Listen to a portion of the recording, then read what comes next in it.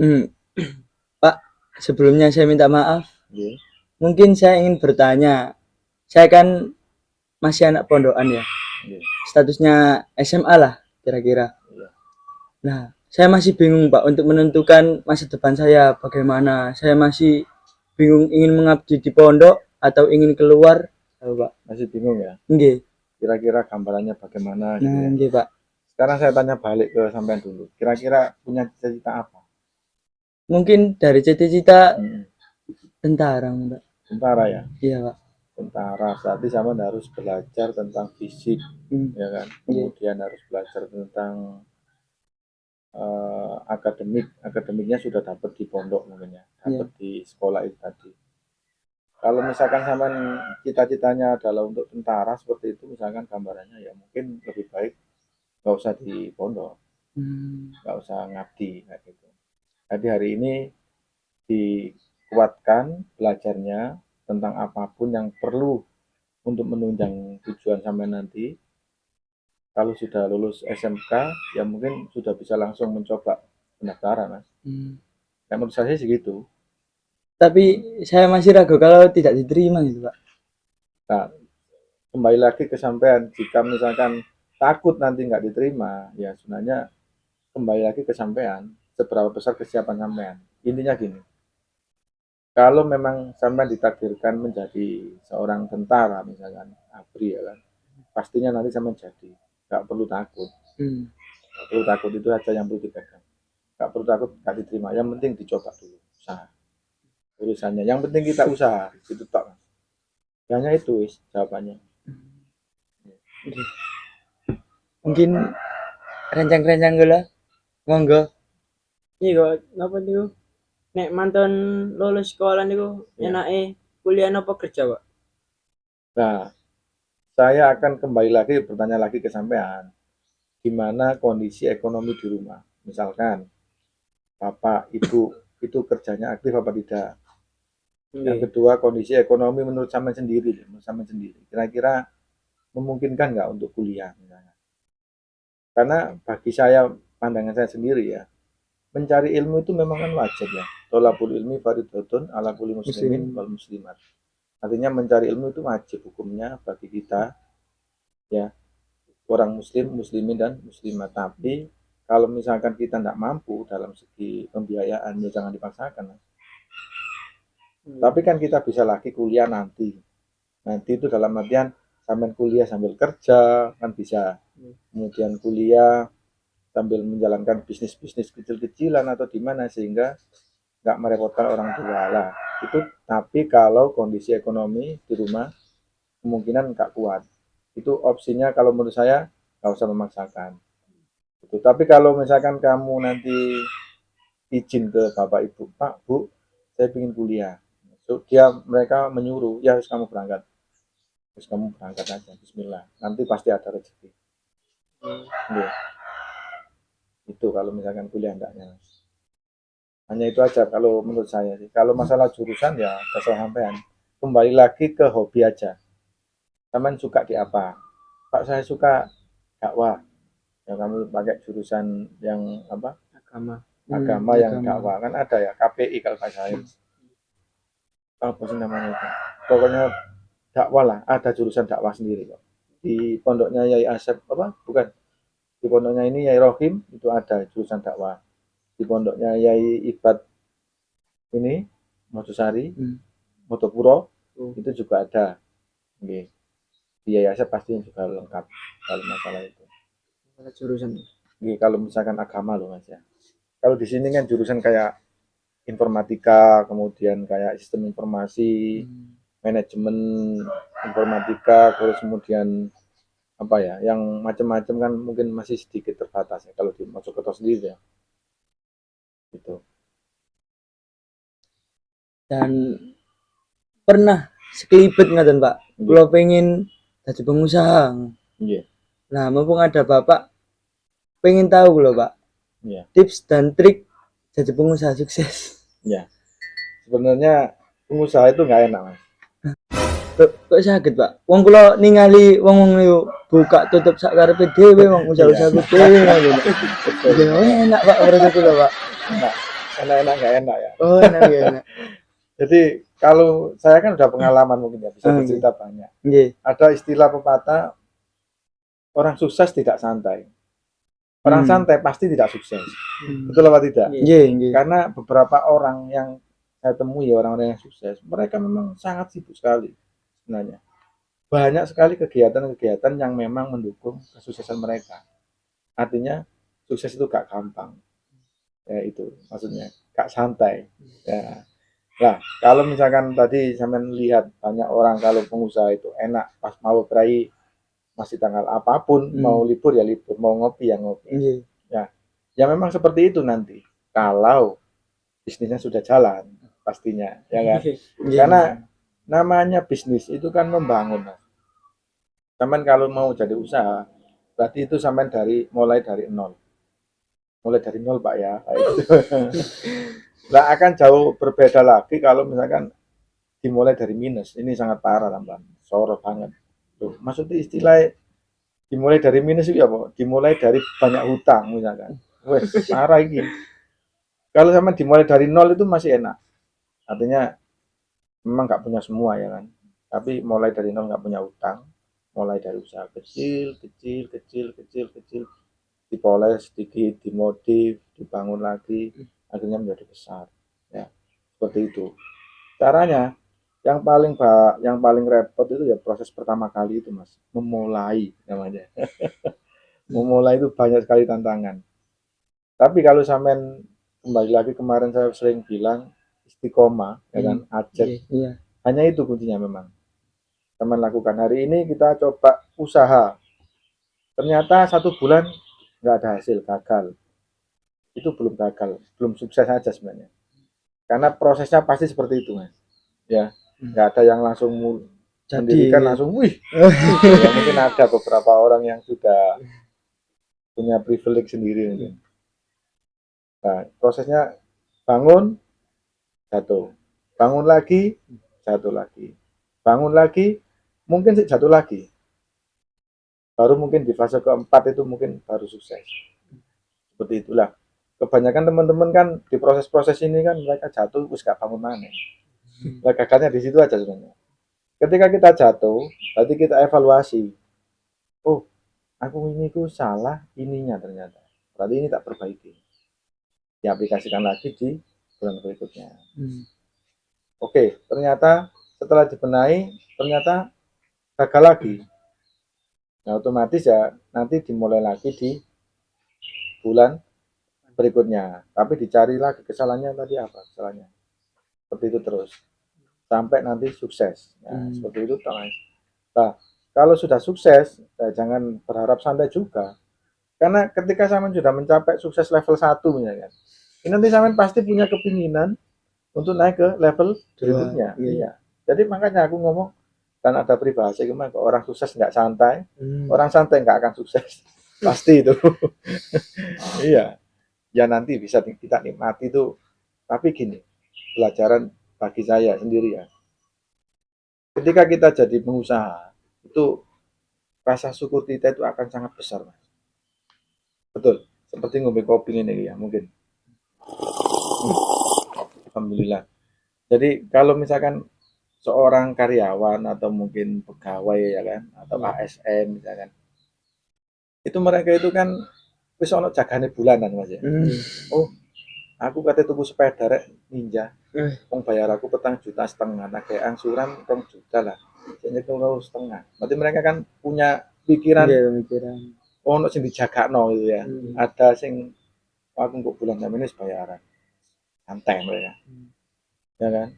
Beda lagi dengan pengusaha. Pengusaha kan harus dijagakno, Mas. Kayak saya ini, usaha ya mungkin hari ini dapat 10 juta, bulan depan 15 juta, mungkin bulan depan lagi cuma 8 juta kan naik turun, Mas, gak mesti kan. Jadi kita itu selalu disertai dengan rasa deg-deg pas-pas gitu. Tapi itu buat saya sangat enak sekali. Fungsinya banyak banget ternyata. Pertama, kalau kita dapat kenikmatan ketika kita usaha sendiri, Mas.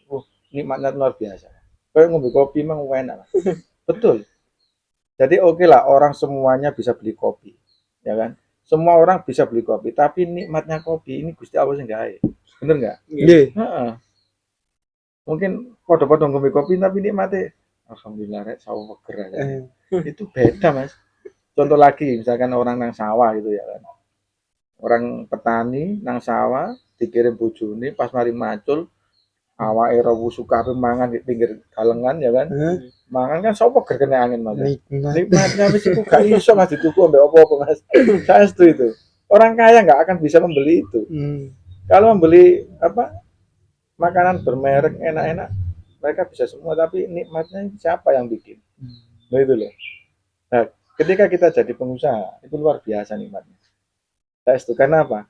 Keringetnya kan bercucuran Mas. Kerja keras deg-deg tunggu lek oleh ya opo rek ya. Intinya kita itu selalu berusaha. Akhirnya sebagai pengusaha pertama tadi enaknya apa? Rasa syukurnya besar. Itu pertama. Yang kedua, kita itu boleh jadi orang yang gak patek macam-macam. Maksudnya gak patek macam-macam, gak patek pola.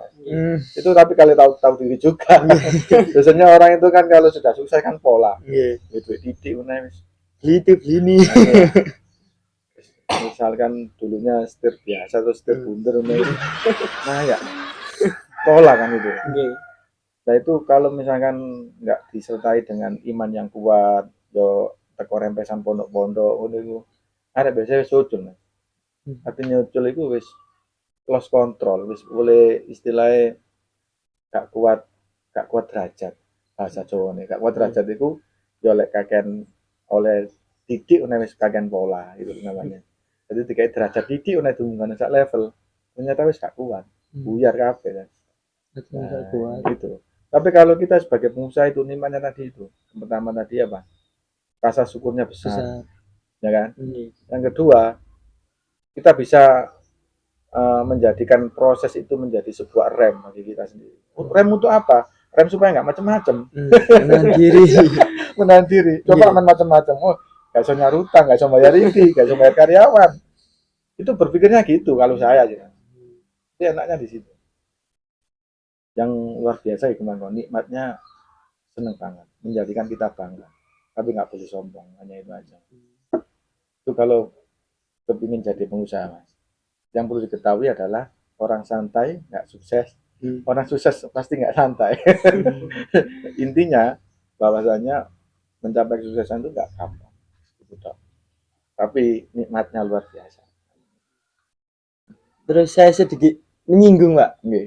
Niku Bapak bilang kalau membangun usaha itu bisa sampai dari nol, bisa namanya dari minus. Nggih. Lah niku sing kula tanggetaken niku nek ya napa bangun usaha niku gara-gara nih utang. Maksudnya nggih utang niku. Ya, memang untuk orang-orang yang memiliki apa jalan pintas lah punya istilahnya nih anu itu bisnis itu privilege ya punya fasilitas misalkan oleh warisan gitu enak Mas misalkan sampean nggak usaha oleh warisan boleh Pak aku pin nggak usaha Pak ini lagi ya no 200 juta ayo toko kono iki tokone wis kari iki kuncine ya enak Mas kari budal ya kalau itu namanya privilege kan kalau berangkat dari situ ya harusnya kudunya sukses dengan mudah tapi ya nggak nyatanya nggak semudah itu banyak orang yang seperti itu malah ajur kan banyak kan karena nggak ada ilmunya no pertama karena nggak ada ilmunya kedua karena dia sombong gampang bapak si ono bapak si soki dia nggak pada mandiri boleh dia kan merasa itu manteng gampang no itulah ternyata kan di lapangan nggak semudah itu mindset seperti itu membuat rusak akhirnya kan. Nah kalau kita berangkat dari nol nggak ada apa-apa gitu. Wah eman Mas, waduh rek duit 5 juta kepingin buka rental, mungkin buka percetakan di Cileunting, iso tagak. Ya dimulai aja jawabannya. 5 juta budal. Bagaimana caranya? Mbok wis caranya bismillah, dimulai dari online, dimulai dari buka jasa. Nah, dari situ kan Gusti Allah itu kan nggak pernah tidur Mas tahu. Oh arek iki kepingin ini. Ya Allah mesti rapat malaikat saya. Malaikat arek iki jangan ngene siap no. Gitu. Jadi santai aja. Berapapun modal kita berangkat. Itu. Nah, kalau misalkan yang dimulai dari minus itu Nggih. beda lagi, Mas. Kalau minus itu berarti orang yang mungkin sudah punya hutang banyak, ya kan, nggak sudah jatuh, terus dia harus memulai usaha dari minus. Itu buat baca berat itu. Banyak, Mas, teman-teman pengusaha yang usaha sukses kena jerat hutang, ngajur. Wajur terus entek kabeh. Ya, itu kembali lagi ya, memang kesalahan kita sendiri, kesalahan mereka sendiri.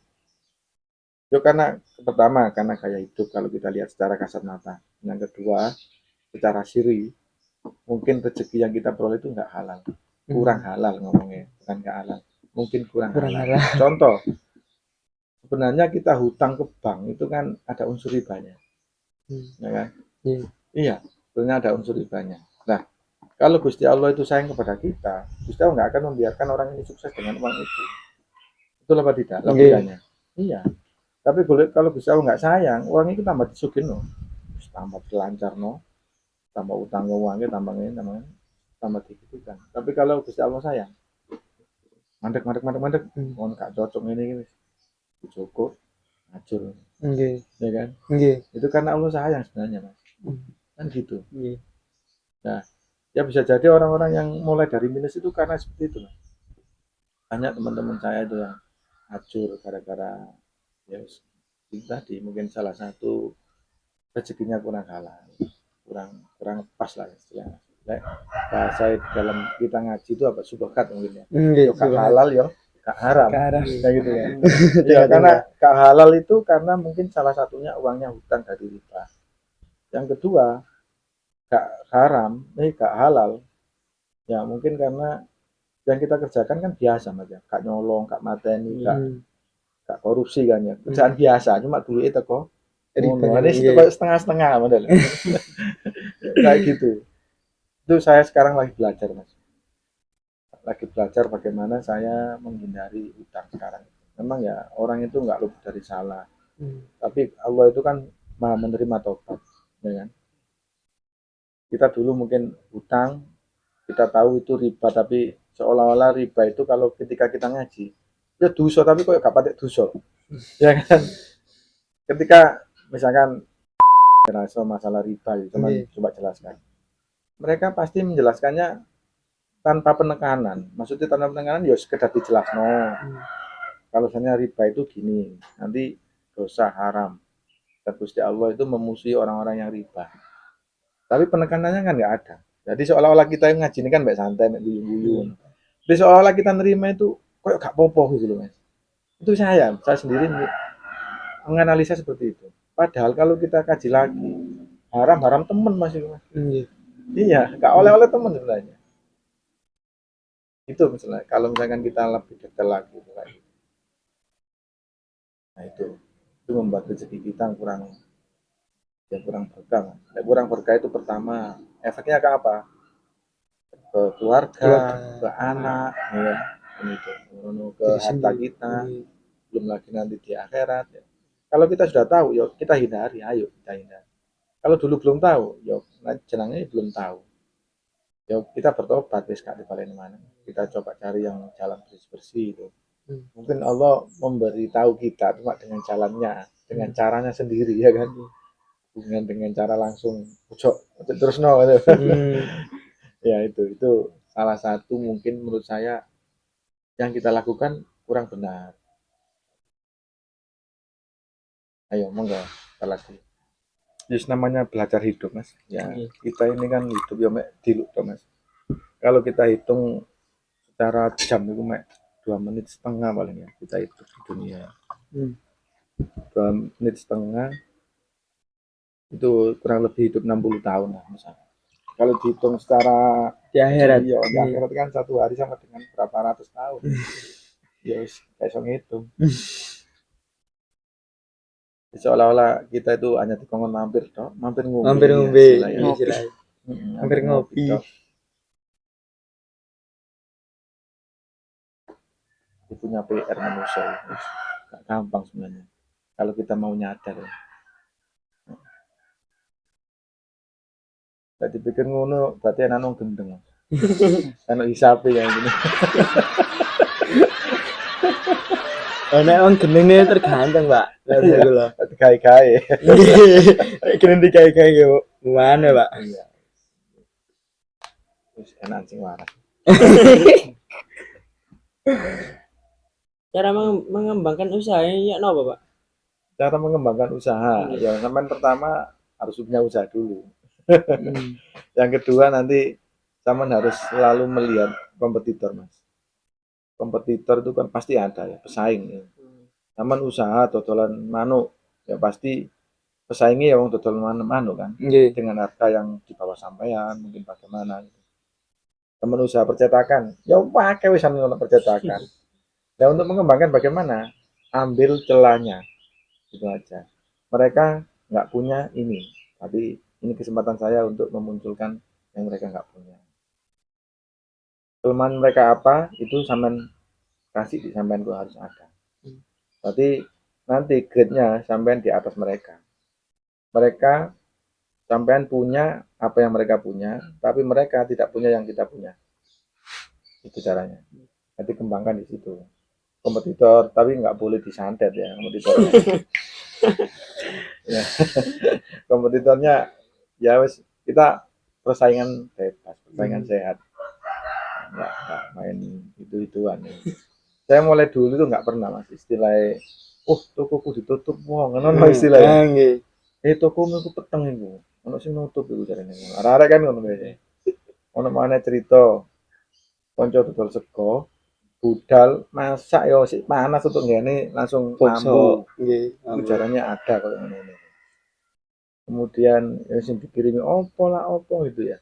Ya mungkin ada yang namanya magic atau apa goib itu kan pasti ada. Nggih. Allah kan goib juga. Nggih. Suara kita itu kan goib ya. Ya. Artinya memang ada yang perkara goib seperti itu ada. Jin setan kok ada kan. Nah, cuma kalau saya itu menyikapi hal yang ada di dunia yang kelihatan secara visual ini tak kayak logika tok mas. Tetap tidak menafikan yang goib tetap ya, karena kita mau nggak mau lebih banyak goib sebenarnya daripada nyata ini. Iya. Percaya, Pak. Memang seperti itu. Terus nih Pak, tips mendirikan usaha percetakan bagi pemula. Mendirikan usaha percetakan. Nggih. Kamu harus punya skill dulu. Nah, kalau mau usaha percetakan harus punya skill di bidang percetakan otomatis ya. Terutama di bidang desain. Kemudian manajemen produk, manajemen karyawan. Kamu harus kuasai semua itu. Oke. Jadi pokoknya pertama sampean menguasai apa dulu, nggak apa-apa. Nanti itu bisa berjalan dengan sendirinya mas. Nggak harus langsung sampean kuasai semua enggak. Sampean pertama menguasai desain, langsung aja wis buka dusik. Misalkan Jabar digital printing, misalkan di Probolinggo sana atau di Jember ya. Probolinggo. Nah, misalkan di situ, di teras tadi apa gitu, nggak apa-apa diawali dari situ. Memang proses awal yang mengenalkan itu masih sulit. Betul. Hanya proses awal yang sulit. Kenapa? Contoh gini. Tempat saya itu orang-orang pada bilang paling ramai sama Nusari. Tempat saya itu. Ya, dia nggak ujuk-ujuk rame ya enggak, Mas. Saya bangun mulai 2013 di situ. Itu 2013. Mulai sampai sekarang itu. Lah, sekarang rame ya mungkin buah dari saya ujuk-ujuk ajak dulu. Saya konsisten ya, sepi. Saya pertama buka, saya masih ingat. Pertama kali buka itu sehari dapat 4.000. Sehari, Pak? Iya, 4.000 rupiah. Itu mana, Mas? Sehari itu dapat 4.000. Orang ngeprint tok loh, ngeprint 4.000 tok. Itu tok oleh. Ya tetap berangkat namanya kewajiban kan ya. Besok buka lagi. Terus besok buka lagi, entah dapat berapa wis karo. Lah, biasanya kenyataannya yang ada itu kan teman-teman yang buka usaha ngono itu Mas ya. Rata-rata kenapa kok gagal? Prosesnya gini. Mereka berangkat usaha tapi gak ujuk-ujuk oleh hasil kan. Tapi karena di sisi lain ini ditutup penghasilan, contohnya wis main rapi misalkan ya kan. Main rapi kan harus punya penghasilan bojone. Kan buka usaha ternyata. Nah, buka usaha kan gak moro-moro rame. Padahal anaknya butuh susu, keluarganya butuh beras. Ya kan? Ketika itu sudah menimpa, gopo Mas sing punya usaha. Betul enggak? Nggih. Karena gopo, dia wis gopo, waduh wis gak oleh hasil kerja pabrik wis. Gak oleh hasil wis, aku tak melok nang Kalimantan ae nyambut gawe kono lho. Itu yang ngarana wis pasti gagal. iya pasti gagal udah wis. Ya, karena nggak ajak tadi. Itu penyebabnya itu Mas, kalau dianalisa itu. Hanya itu penyebabnya. Kalau sampean mau ajak jadi YouTuber ngene itu gak oleh hasil lah setahun misalnya. Tapi jangan patah semangat, nanti koyo coba jadi sama cerita kok. Just no limit. Nggih, just no Nah, limit. karena hanya satu event dia menang, Hmm. ya itulah kilas baliknya dia kan ya. Hmm. Mari gak oleh belas tadi ngau ini kan. Nggih. Mungkin gitu Mas. Ya intinya harus menunggu itu aja kita itu Mas. Menunggu keajaiban dari pangeran itu aja. Itu nanti sama menemukan Rioyo nih ngono. Ya kan? Mari poso yang gue nemu Rioyo. Hmm. Nah kalau keluarga kita anu Mbak Boto ya men harus berpikir keras sudah bagaimana sekiranya bisa menutupi ini juga. Ya memang pontang-panting. Ya harus siap kayak gitu. Mau Pak solusinya kira-kira. Nek proses kula wis tunggal utang. Kalau bisa misalkan memang nggak ada lagi Nggih. nggak ada lagi sing didelok ya wis memang harus usaha ya utang memang. Hmm. Utang untuk makan itu boleh. Kanjeng Nabi itu pernah hutang kok. Tapi utang untuk makan. Hmm. Ya memang utang terus kan mana dipangan hutang. Cak aku oleh nyelang duit 100 sak kayak mangan keluargaku. Turun masak belas misalkan sedino, Hmm. rong dino iki. Ya pasti dikai sampean. Pasti loh. Wis gawon iki wis mesti ngono paling nambah. Hmm. Itu kalau sekarang ya. Apalagi kita punya saudara gitu. Kanjeng Nabi pernah hutang, tapi ya untuk makan memang boleh. Yang nggak boleh hutang itu kan untuk gaya. Pola-pola. Ya, itu. Utang 20 juta kayak tuku iPhone Pro Max. Yes. Oh, Ya iku. itu loh Mas. Memang salah satu caranya ya itu. Yang penting usaha terus Mas. Tapi kalau di Indonesia pas aku gak ono sampai gak mangan. Pasti ono dulur, adik, kakak, mbak itu pasti nanti menghampiri kita, ya, pasti saudara-saudara kita. Iya, gitu. Ya naik urip di Indonesia ya itu. Nah, kita itu sosialnya tinggi. Dan di Indonesia ini tidak ada wajib militer ya. Gak usah wajib militer. Karena apa? Koncone kene, saudaranya kita dianiaya orang kene harus gak terima ya kan. Nggih. Gelap wis misan. Wah, carok deh. Iya. Carok. Katakanlah Indonesia ono sing ganggu Malaysia kepingin perang, wis gak usah wajib militer, kita melok perang. Hmm. Ya kan? Iya wis ayo perang bareng wis. Wis gak usah wajib militer. Gitu. Perang ayo perang wis. Temenan lho. Kate mengusik Indonesia ya. Ya wis harga mati wis. Nggih, Tok, wis. pasti. Iya, itu orang Indonesia. Makanya solidaritasnya tinggi Mas Indonesia itu. Itu yang ditakuti luar negeri itu Indonesia itu ya itu salah satunya. Wong itu gak wajib militer tapi lek kadung perang ya melok kabeh. Iya. Pondok dungo nek proses kula, Pak. Iya, Mas. Pondok dungo sih. Untuk dhewe kan, wah tawur nek koncone kene melok nawur kan. Gak Nggih. trimo kan iki. Nggih. Wis padha karo iku lah. Hmm. Jangan mereka ono negara macam-macam Indonesia. Ya iki melok perang bisa Mas. Hmm.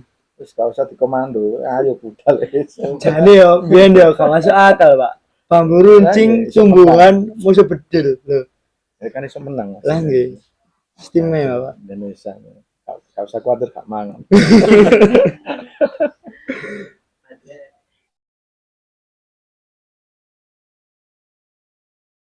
A few moments later.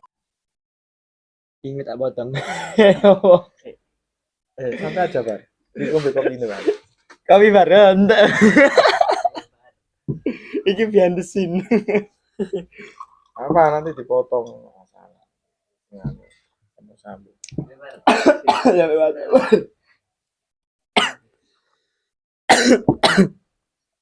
2,000 years later.